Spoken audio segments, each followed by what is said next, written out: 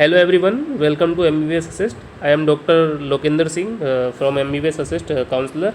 Okay, so आज के video में हम बात करने वाले हैं नीट 2024 की क्या कट ऑफ रहेगी, इसकी आंसर की कब आएगी, रिजल्ट कब आएगा, ये सारी डेट्स के बारे में हम आपसे डिस्कस करने वाले हैं. ओके, तो सबसे पहले हम बात करने वाले हैं कि आंसर की जो प्रोविजनल आंसर की NTA निकलता है वो आपका कब आएगा.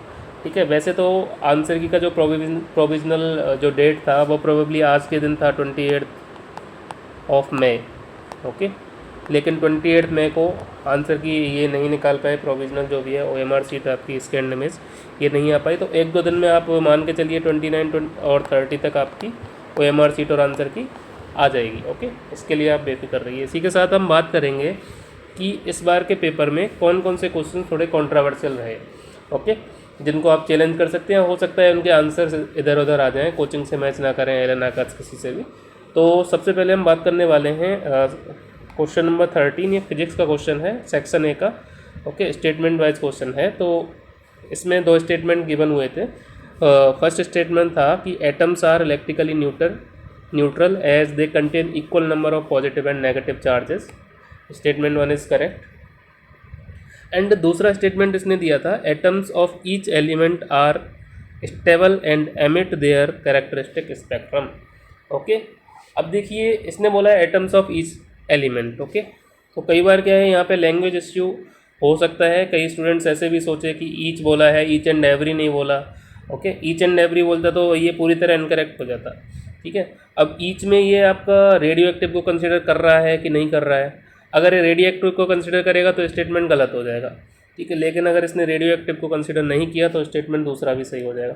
दैट्स वाई ये स्मॉल कॉन्ट्रोवर्सी है इस क्वेश्चन के अंदर. ओके, तो इस क्वेश्चन का आंसर बहुत 1 और 2 आर करेक्ट भी हो सकते हैं, and 1 is correct and 2 is incorrect हो सकता है. ओके, सो या 3 हो सकता है या आपका ऑप्शन नंबर 1 हो सकता है. ओके, सो या तो आपका ऑप्शन नंबर 1 हो सकता है या ऑप्शन नंबर 3 हो सकता है. देखते हैं NTA क्या आंसर देता है. ठीक है, इन्होंने एलन वालों ने भी लिखा है statement 2 is incorrect because atoms of radioactive elements are not stable. लेकिन हम बोल नहीं सकते ना इसने रेडियो एक्टिव को कंसिडर किया है कि नहीं किया है.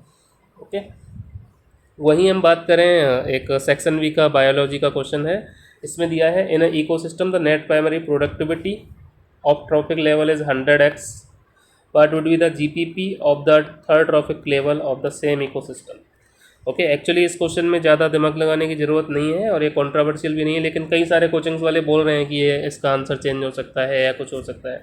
ठीक है, बोनस जा सकता है, कई लोग ये भी बोल रहे हैं. लेकिन होगा क्या इसमें आपका, देखिए 100x दे रखा है इसने NPP, तो GPP कितना होगा. GPP एक्चुअली क्या होती है, जो एक्चुअल प्रोडक्शन होता है उसको GPP बोलते हैं, और NPP क्या होता है, इसमें से कुछ कंजम्पशन के बाद जो भी हमें मिलता है. तो फर्स्ट ट्रॉफिक लेवल का इसने NPP 100 दे रखा है, तो GPP आपको 1000 मानना पड़ेगा, 1000x. ठीक है, सेकंड ट्रॉफिक लेवल पे कितना हो जाएगा 100x, और वहीं आपका थर्ड ट्रॉफिक लेवल पे कितना हो जाएगा ये 10x.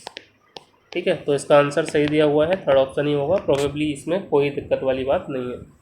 वहीं पे बात कर रहे हैं क्वेश्चन नंबर 129. ये थोड़ा आपका क्वेश्चन कॉन्ट्रोवर्शियल हो सकता है बिकॉज इसने जो डेफिनेशन लिख रखी है यहाँ पे. So this definition is belongs to the XC2 conservation of biodiversity. Okay, the type of conservation in which the threatened species are taken out from their natural habitat and placed in a special setting where they can be protected and given special care is called actually XC2 conservation. ठीक है, ये होता है XC2 conservation. अब हमारे पास जो biodiversity conservation होता है, बायोडाइवर्सिटी कंजर्वेशन ये दो टाइप का होता है. एक होता है इन सीटू और एक होता है आपका XC2. ठीक है, तो इसने आंसर दे रखा है बायोडाइवर्सिटी कंजर्वेशन, तो इसमें तो दोनों के दोनों आ जाते हैं ना. दैट्स वाई इस क्वेश्चन को आप बोल सकते हैं कि हो सकता है ये क्वेश्चन आपका फाइनल अगर दोबारा रिवाइज आंसर किया है उसके अकॉर्डिंग इसको बोनस जा सकता है. ठीक है, तो एक क्वेश्चन है पूरे पेपर के अंदर जिसको बोनस आप कंसिडर कर सकते हैं. ठीक है, इसका आंसर बायोडाइवर्सिटी कंजर्वेशन भी सही नहीं है. प्रॉपर आंसर इसका XC2 कंजर्वेशन होना चाहिए था, जो कि गिवन नहीं है ऑप्शन में. नेक्स्ट क्वेश्चन है, इस क्वेश्चन को कई लोग बोल रहे हैं कि कंट्रोवर्शियल है, इसका आंसर ये नहीं होना चाहिए था, लेकिन NCERT रेफरेंस मैंने भी अटैच किया है यहाँ पे. तो देखिए इसने बोला है mitochondria and chloroplast are both double membrane bound organelles. Correct है. दूसरा स्टेटमेंट बोला है inner membrane of mitochondria is relatively less permeable as compare to chloroplast. देखिए अब एनसीईआरटी ने क्या लिखा है, like mitochondria chloroplast are also double membrane bond of the two the inner membrane of chloroplast is relatively less permeable, लेकिन इसने बोला है inner membrane of mitochondria is relatively less permeable, that's why statement 2 गलत हो जाता है। Statement 1 आपका सही है, तो इसका statement 1 is correct and 2 is incorrect. इसका कोई भी चैलेंज नहीं हो सकता, इसका आंसर थर्ड जाएगा 100%। ओके, तो ये आपके कंट्रोवर्शियल क्वेश्चंस हो गए। अब हम बात कर लेते हैं कि क्या इस बार की कट ऑफ रहेगी, ठीक है, क्या एकदम से सेफ स्कोर रहेगा जिस पर आप सोच सकते हैं कि आपको अच्छा गवर्नमेंट मेडिकल कॉलेज या कोई भी गवर्नमेंट मेडिकल कॉलेज मिल जाएगा। तो ऑल इंडिया कोटा के लिए जो एक्सपेक्टेड कट ऑफ इस बार हम मान के चल रहे हैं वो है 625 ±5, ठीक है। ओबीसी के लिए 625 ±5 एंड ईडब्ल्यूएस के लिए भी 622 ±5।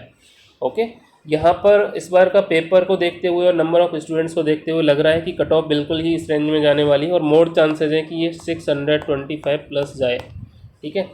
हम ऐसे नहीं बोल रहे कि कुछ भी बिना डाटा के बोल रहे हैं, लेकिन हमारे पास जो एक्सपीरियंस है उसके अकॉर्डिंग बोल रहे हैं कि जो कट ऑफ है 625 प्लस जाने की बहुत ज़्यादा संभावनाएं हैं।